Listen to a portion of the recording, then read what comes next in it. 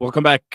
Thank you so much for joining us. We are now, embarking on the second hour of news and views. The time is 9:15. And as I mentioned, today's show is very, very, very Lebanese themed. And I think in a bit we'll be turning our attention to the ongoing humanitarian crisis unfolding between the Lebanon and Syria border, as thousands of families are fleeing from the violence in the southern and eastern Lebanon, as the conflict between, well, not even a conflict anymore, as I mentioned, I think as the aggression by the Israeli occupying forces and genocidal machine intensifies. A lot of, people are trying to find reprieve and are seeking refuge in neighboring Syria, a war-torn country still reeling from its own internal conflict. And as Israeli airstrikes continue to pound Lebanon, with more than 600 people confirmed to have been killed this week alone, and thousands are displaced, many of whom are now facing dire conditions at the Lebanese-Syrian border. The United Nations has warned that the number of displaced individuals will only grow as the situation worsens. And I think that's the status quo right now. The situation does seem to be getting worse and worse. And to help us unpack the humanitarian challenges and the international response, we are joined by Talha Keskin. He's a board member of IHH and is responsible for international relations. IHH is one of the leading organizations working on the ground to assist those affected by this escalating conflict, and we'll be discussing the ongoing relief efforts, the state of refugees, and what more can be done to mitigate this crisis. Talha, thank you so much for joining us, coming to us live from Istanbul. Really appreciate you giving us your time. Hi, Salala. Thank you very much for having me. I think first and foremost, could you maybe begin by giving us an overview of the situation on the ground on the Syrian and Lebanese border? What are your teams seeing firsthand? Immediately, we dispatched teams to Lebanon after the current developments, and we are getting our updates from them actually, minute by minute. And the situation is tens of thousands of people are on the road. Actually, we can say half of the country is now in Lebanon is on the move. Either they are people moving from south to north or towards Syrian borders. The update is that now people are waiting outside of the border for 24 hours, let's say, for minimum. There are huge queues, not just in front of the borders, but also between the cities, and also roads heading to the Syrian border, also quite occupied right now. And as you mentioned, almost half of the country is on the move. They're fleeing, and most of them are heading to that Syria border. Again, from your team's experiences, what are the biggest challenges that they face upon arrival, and how is an organization like yourselves, IHH, responding to some of these needs? Yeah, the biggest challenge is actually in the story in Lebanon goes back to almost half a century ago, because Lebanon it's a tiny country in the Middle East, but hosting millions of refugees, not just Syrians, but also the Palestinians came from almost more than 50 years ago, and those people are already displaced several times just before these current developments. So the problem, they were never able to settle down in Lebanon properly for decades. Now they have to move again with whatever they can carry. And the images, the updates that you are receiving is that some of them are just even fleeing on foot, not with their cars, because not everyone has this opportunity. Also, people are trying to cross the border by car and by on foot, but the processing capacity of the Syria is, I think, it's quite limited. It is already a destabilized country in the region, and people are huge problems for at the borders. How did we respond? Actually, we start with the, of course, emergency response. Now our teams are preparing food baskets, blankets, small packages for people on the road, water, These are the like short-term emergency items that we are preparing through our partners in Lebanon. Uh, and not everyone is also going to the Syrian border, of course. A lot of people Mm, are going to the north and also coming to Beirut, assuming it will be safer, where the Israel declared that they will conduct an operation. So people are fleeing those areas and coming to do other cities, which they assume safer.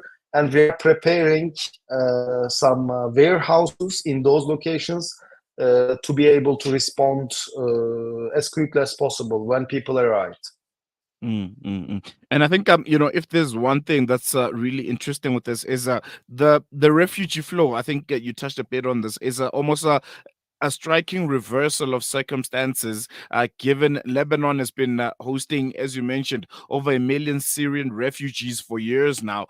How does this change the dynamic of relief efforts, and how are local populations in Syria reacting to what is seemingly becoming an influx of Lebanese refugees? I think there is a huge confusion, and also people actually don't know what they are going to find in Syria because it is already people. I was watching some of the interviews, and people are telling they left Syria in 2014 to a war, or 15 or 16, or recently. You know, many people came to Lebanon for seeking peace and not war. And this is actually Syria is still in war, maybe not as bad as in the past now, but still conflict going on in Syria as well. So I guess it is I think it shows how desperate people are in Lebanon, trying to go to Syria, which people were leaving for a decade now from Syria. But I think the problem is Lebanon is a small country, and airport can be shut down or closed down as I mean immediately.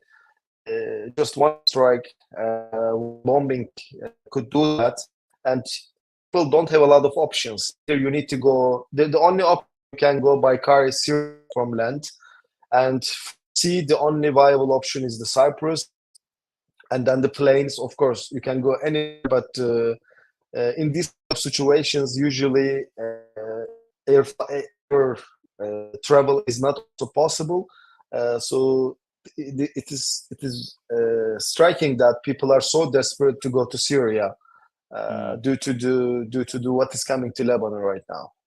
Mm, mm. And just sticking with that, I think if we can just for a bit focus on some of the Syrian refugees who have made their way to Lebanon itself. I understand that many of the refugees there, they themselves have fears of returning to Syria due to potential conscription, and for some of them, even political repercussions that initially made them leave Syria and to migrate to Lebanon.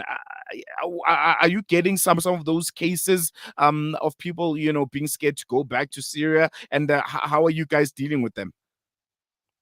I think it is a long-standing issue, safe and dignified return to Syria, because there are big debates whether the war is ended in Syria or whether it is safe to return to Syria or not. Because even in our country, in Turkey, there are some expectations for Syrians to return to Syria.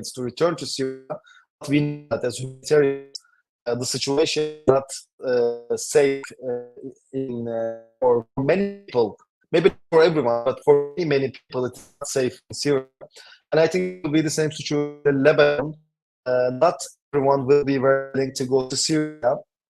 Maybe some people who feel uh, due to their identity or their political views, they might feel safe in Syria. But I don't think many people will be willing to go to Syria, even under these circumstances in Lebanon right now. And just one last question before I let you go. We losing you a bit. I think it's the connection. Just beyond the immediate relief, what are some of the long term challenges do you foresee for both Lebanon and Syria as they try to deal with the consequences of the conflict on both ends of the border? Yeah, I mean, there are already long-standing problems in Lebanon, infrastructural wise, for the Palestinians and for Syrians, and for the, especially after the the explosion in the Beirut port. Even Lebanese are suffering from challenges. So I guess the country never recovered properly from after that incident. I was there just after the explosion, and I was Lebanon, like I've been to Lebanon more than maybe 5, 6 times in the last 5 years. The situation has been getting worse. Now it is getting worse and worse. I guess we are also preparing for long-term projects. We are right now preparing our rotations to send more teams when the security allows, the situation allows in the country. I guess it will be very crucial to medicine, providing medicine and energy to the country. Water is quite critical, so diesel support for the water wells is very important because, as far as we know, just yesterday there was an explosion. It's one of the water sources, and now 30,000 people left without proper water sources. So every day after a different explosion, I guess more people will be left without water. So we need to continue to invest in the water infrastructure. As long as the buildings are continue to explode, we need to work on the debris removal. I guess expert organizations support on that initiatives, and to provide to continue with the medical services, which is already stranded in Lebanon. We need to continue send teams, medicines, and also to produce medicines there, some kind to produce electricity energy, which is also quite critical. And for current situation, I think hot meal and just for few days in this process is also quite critical. All right, I think we're going to leave it there. Talha Keskin coming to us live from Istanbul. We really appreciate you giving us the time, and really commend the efforts that you guys are doing, not just in Lebanon, but all across the Middle East and the other affected, regions. But we're going to leave it here for now. Thank you so much. Thank you very much, Talha. Have a broadcast. There we go, Talha Keskin coming to us live from Istanbul. We're going to take a quick break. When we come back, News and Views continues.